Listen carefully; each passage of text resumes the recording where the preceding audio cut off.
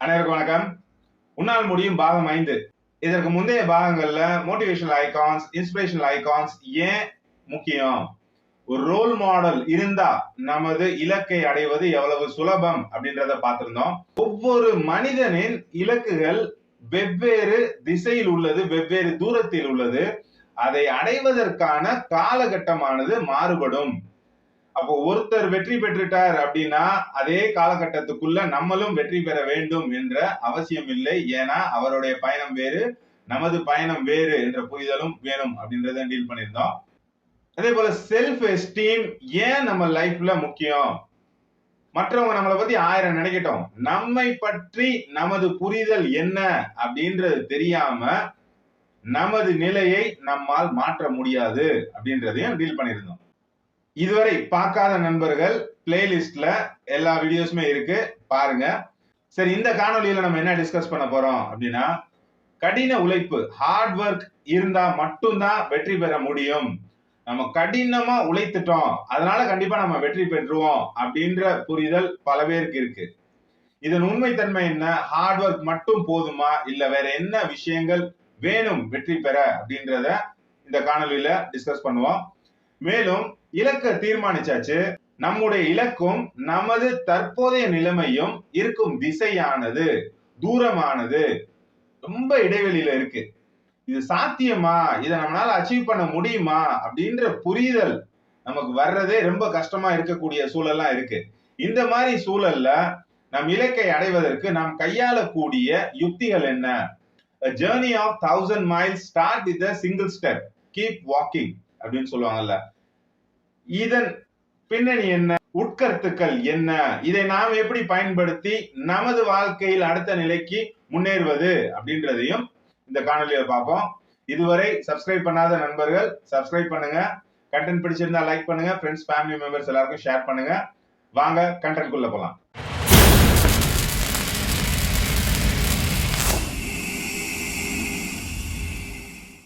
Hard work never fails அப்படியெல்லாம் பழமொழிகள் நம்ம கேட்டிருக்கோம்.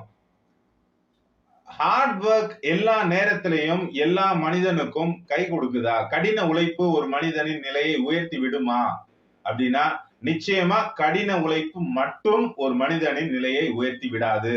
சரி, இத ஒரு உதாரணமாவே பார்ப்போமே. நான் சிறு பிள்ளையா இருக்கும்போது ஒரு நபரை நான் பார்க்கறது வழக்கம். வீட்டு பக்கத்துல அவர் இருப்பார்.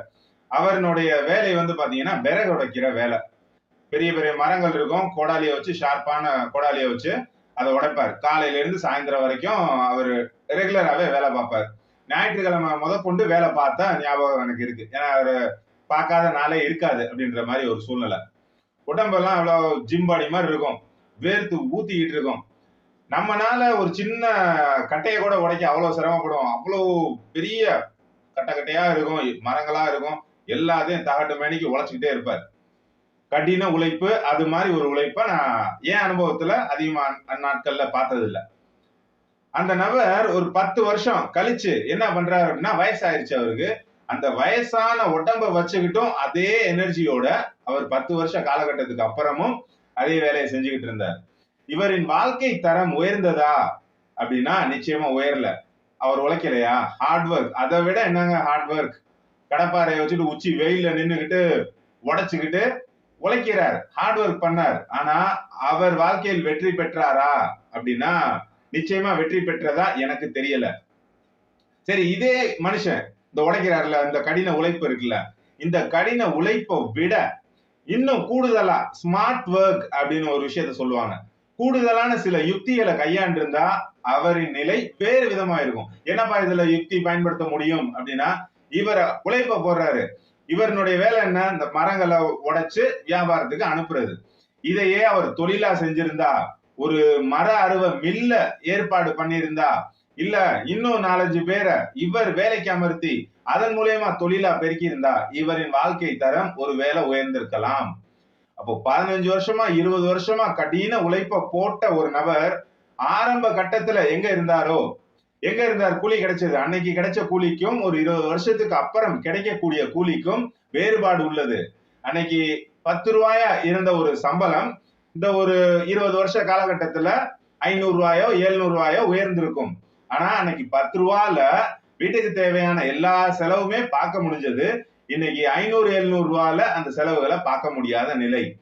அப்போ இவர் சர்வை பண்றார், உழைக்கிறார், சாப்பிடுறார், உறங்குறார், மீண்டும் உழைக்கிறார், சாப்பிடுறார், உறங்குறார்.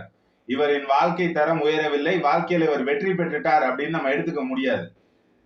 அப்போ நம்ம பிளைண்டா, அதாவது நமக்கு ஒரு சாட்டிஸ்பாக்சன் வரும் ஹார்ட் ஒர்க் பண்ணும்போது. நம்ம கடினமா உழைக்கிறோம், மேல இருக்கிறவன் கடவுள் வந்து நமக்கு உதவி பண்ணுவான், நம்ம முன்னேறிடலாம் அப்படின்னா, கடினமா உழைக்கக்கூடிய நபர்கள் பெரும்பாலும் கஷ்டப்பட்டுக்கிட்டு தான் இருக்காங்க.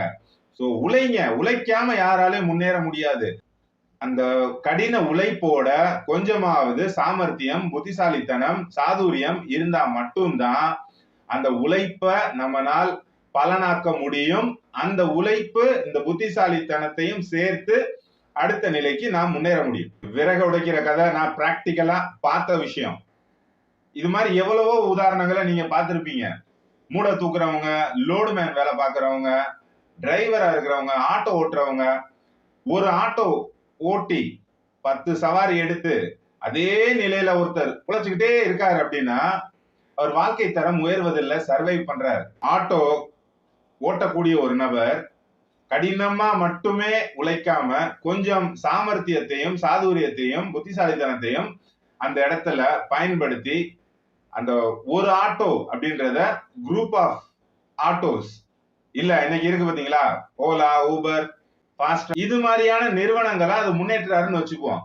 அவரின் வாழ்க்கை தரம் எப்படி இருக்கும், இந்த ஆட்டோ மட்டும் ஓட்டிட்டு இருக்கும் போது இவரின் வாழ்க்கை தரம் எப்படி இருக்கும்? அப்ப இது எங்க தேவைப்படுது? நம்ம என்ன பண்றோம்? பிளைண்டா உழைச்சுக்கிட்டே இருந்தோம்னா நமக்கு காசு கிடைச்சுக்கிட்டே இருக்கும் அப்படின்ற நிலையில இருந்து மாறி நமது உழைப்பு பலன் தர வேண்டும், பலன் தருவதற்கு நாம் என்ன செய்ய வேண்டும் அப்படின்னு ஒரு படி யோசிக்க ஆரம்பிச்சீங்கன்னா நிச்சயமா உங்களால் வெற்றி பெற முடியும். அடுத்ததா நம்ம சொன்ன விஷயம், இலக்குகள் எவ்வளவு தூரத்துல இருக்கு. இந்த இலக்கை நம்ம எப்படி அடையிறது? இதுக்கான பழமொழியை நான் முன்னாடியே சொல்லிட்டேன். Journey of 1000 miles starts with a single step. சிறுதுளி பெருவெள்ளம். அப்போ நம்மனால ஒரு மலை ஏறணும் அப்படின்னா ஒரே ஸ்டெப்ல அந்த மலை ஏற முடியாது. ஆனா ஒவ்வொரு ஸ்டெப்பா நம்ம அந்த மலையை நோக்கி நகர முடியும் தானே. நம்மளால என்ன முடியுமோ அதை நம்ம ஒரு ஸ்டெப் எடுத்து வச்சாலே போதும். காலப்போக்குல நமக்கும் நமது இலக்குக்கான இடைவெளியானது நிச்சயம் குறையும். இதுல மாற்று கருத்தே இல்ல. 1% இன்னைக்கு நம்ம இருக்கிற நிலையில இருந்து நம்ம நித்தம் முன்னேறினா இது காம்பவுண்டிங் இன்ட்ரெஸ்டா வரும். காம்பவுண்டிங் இன்ட்ரெஸ்டா வரவே வேணாம். டெய்லி ஒவ்வொரு பர்சன்ட் அப்படின்னாலே 100 நாள்ல 100% ஆச்சே. அப்போ நமது இலக்க தீர்மானிங்க, அதுக்கான காலங்களை வகைப்படுத்துங்க, அதை நோக்கி ஒவ்வொரு படியா நகருங்க. இப்போ இதுல பல பேர் சிந்தனைகள் எப்படி இருக்கும்னா, இத போய் நம்ம வெளியில யார்ட்டையா சொன்னா அவங்க நம்புவாங்களா, ஏத்துக்குவாங்களா, நம்மள சிரிக்க மாட்டாங்களா? சிரிச்சா சிரிச்சுட்டு போறாங்க, எவ்வளவு காலம் சிரிப்பாங்க? நீங்க உங்க லட்சியத்தை அடையிற வரைந்தானே சிரிப்பாங்க. அதுக்கப்புறம் அவங்க சிரிக்கிற ஒண்ணும் இல்லையே. விட்டுருங்க. பிறரை பத்தி சிந்திக்க ஆரம்பிச்சீங்கன்னா உங்களை பத்தி நீங்க சிந்திக்க முடியாது. புகழ்வோர் புகழட்டும், இகழ்வோர் இகழட்டும். அடுத்தவங்களை திருப்திப்படுத்துறதுக்காக நீங்க பிறக்கல, உங்க வாழ்க்கையை நீங்க வாழ போறது இல்ல. உங்களுடைய தேவை என்ன, தேடல் என்ன? ஏங்க அடையிறதுக்கு இந்த உலகத்துல கொட்டி கிடக்கு விஷயங்கள். என்ன, நீங்க இப்போ அந்த இடத்துக்கு போகல, இடத்தை தீர்மானம் பண்ணிட்டீங்க அப்படின்னா இந்த இயற்கை, இந்த பிரபஞ்சம், நான் சொல்ற கடவுள் நிச்சயமா உங்களை உங்க இலக்கை அடைய வைப்பார். அதற்கு நீங்க என்ன பண்ணணும்? முந்தைய பாகங்கள்ல சொன்ன மாதிரி உங்களுடைய இலக்கை தீர்மானிச்சதுக்கு பின்னால் மனதார அதை நீங்க முதல் நம்பணும். என்னால அதை அடைய முடியும், என்னால அந்த நிலைக்கு உயர முடியும் அப்படின்றத நீங்க நம்பணும். நம்பிட்டீங்க, நம்பிட்டே உட்கார்ந்து இருந்தா போயிருவீங்களா? நிச்சயமா அதுவும் நடக்காது. ஹார்ட் ஒர்க் பண்ணணும் அப்படின்னு சொல்லுவேனா? நிச்சயமா கிடையாது. ஆனா ஒர்க் பண்ணி தான் ஆகணும். அந்த இடத்துல ஹார்ட் ஒர்க் மட்டும், கடின உழைப்பு மட்டும் பலன் தராது. அப்போ உழைக்கவும் செய்யணும், அதே சமயத்துல அந்த முன்னேற்றமானது இருக்கிறதுக்கு என்ன செய்யணும் அப்படின்றத யோசிக்கணும். பல இடங்கள்ல நம்ம மனித இனம் தோக்குறதுக்கான காரணம் என்ன அப்படின்னு பாத்தீங்கன்னா, they are not doing what has to be done. நம் என்ன செய்யணுமோ அதை செய்யறது கிடையாது. எது நமக்கு கம்ஃபர்டபுளா இருக்கோ அதை மட்டும்தான் நம்ம செஞ்சுக்கிட்டு இருக்கோம். இப்போ நமக்கு கம்ஃபர்டபுளா இருக்கக்கூடிய விஷயம், நம்ம ஈஸியா கையாளக்கூடிய விஷயங்களை செஞ்சுக்கிட்டே இருக்கோம். ஆனா இலக்க அடைய முடியல அப்படின்னா என்ன அர்த்தம்?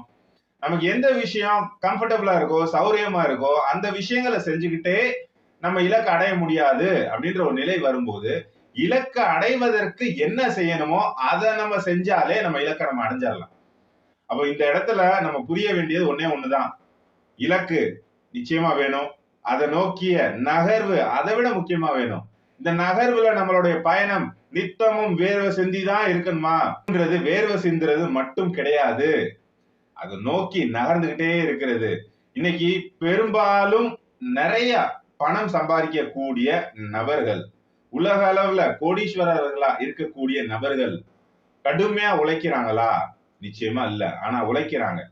அவங்களுடைய உழைப்பு எப்படி போகுது, எதை நோக்கி நகருது அப்படின்னா, ஸ்மார்ட் ஒர்க் மட்டும்தான் பண்றாங்க. பிளான் பண்றாங்க. பிளான் பண்ணுங்க. உங்க இலக்க தீர்மானிங்க. ஒவ்வொரு அடியா நித்தமும் எடுத்து வைங்க.